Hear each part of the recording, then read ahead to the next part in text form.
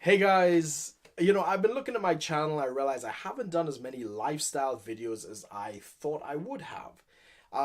Coming from Trinidad and Tobago and making a life for myself out here in the UK, a big reason why I started this channel was to share about those experiences and of meeting people and trying new things out here, all in the midst of making a life for myself. So I thought it would be fun if I share a little bit about the first classical burlesque show that I got to go to while I've been out here in London. And, I have a lot of Christian conservative friends who may not have a lot of appreciation for burlesque. They think it's, just nudity, and some of them think it's disgusting and whatever. But I, for one, have a tremendous appreciation for the art form. And I understood that it's not simply about women taking their clothes off. It's about empowering the woman as to how much she takes off, what she chooses to reveal, and when. So in the 1920s and in the late 1800s, when it was really popularized, it was really an empowerment for women, in that era. And when it's done well, I think it's a beautiful thing to behold. So again, I was very excited to have the opportunity to actually attend one and see it for myself. Now, through the work of a very dear friend of mine, Suelan, who's a photographer, she's worked with a lot of these artists, helping them put on shows and sometimes taking photographs of these events. We managed to secure some VIP tickets to the House Burlesque out here in London. Now, to set the stage, the Gin House is a multi-storied building, all themed in the 1920s. And every attendee of the burlesque performances must come dressed in their part. They have to come in suits, and the women have to come dressed, appropriately for the era. And, they go throughout all of the performances and stuff like that. And in each room, there is a different and unique performance.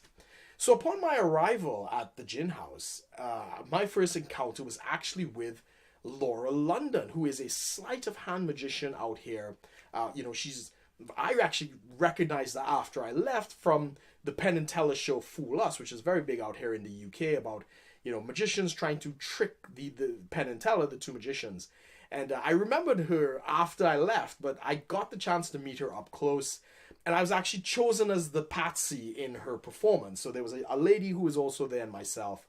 And she told this amazing story about the card cheats of the 1920s and, some of the poker games. And she had this book, I think she said it was like from her grandmother, that was supposed to illustrate some of the tricks of the trade of the cheaters and these other things. It was beautifully done. And she went on to do a fantastic gig of sleight of hand and, card magic and stuff like that. And anybody who knows me, I love sleight of hand. I actually did a little bit of it back in my pickup artist days. And, I'd use it to break the ice with girls and stuff like that. So to see it done so professionally and be up close, as I say, I was the patsy, right? I was absolutely floored by the whole experience. Unfortunately, I don't have any pictures of me in that scenario. I'm there with a English bowler hat that they gave me to wear for the skit. And but I mean, it was just such a joy, and I really enjoyed that performance. After which they shuttled us up to what I would call the butterfly room, which was a room that was wall to wall filled with butterflies that were, pinned there from all over the world. Now some people are disturbed by that imagery, but it was actually, it's very reminiscent of the time period of exploration and, the great explorers going out and stuff like that. So I understand the time period in which it worked. And in that time, we were exposed to the fantastic tribute to Josephine Baker, who was a black burlesque performer in the 1920s, famously known for her banana skirt. I think that came out somewhere in 1926. I may have that wrong. The performance was done by, I believe it's Demi Noire. Forgive me if I'm pronouncing that wrongly. But she did an energetic performance, really capturing the essence of what it was like for Josephine and her performances back then. Now again, thinking back to the 1920s, there's all sorts of racial stereotypes, and she really broke through and pioneered the art form for herself throughout Europe. I think she was originally born in Missouri, lived in New York, and she pioneered it in Europe. It's an amazing story behind it, so it was actually quite a privilege to see this honorary work on her behalf. From there, we were escorted up into the main event. Now, before we got to the main three performers that were going to, kind of close the show for us, we got the privilege of watching Florian Brooks, the gentleman juggler. Now, I, for one, have never really been taken with the art of juggling. I have an appreciation for the hand-eye coordination and people who could really do that. But he did a fantastic job. I really appreciated, the mix-up and the different acts that we got to experience. And to see him do it up close, silently, which was quite entertaining. I really enjoyed that whole performance. Closing out the evening was our main 3 burlesque performers. And forgive me if I get the names wrong, but I believe it was Missy Fatale, Jolie Papillon, and Betsy Rose.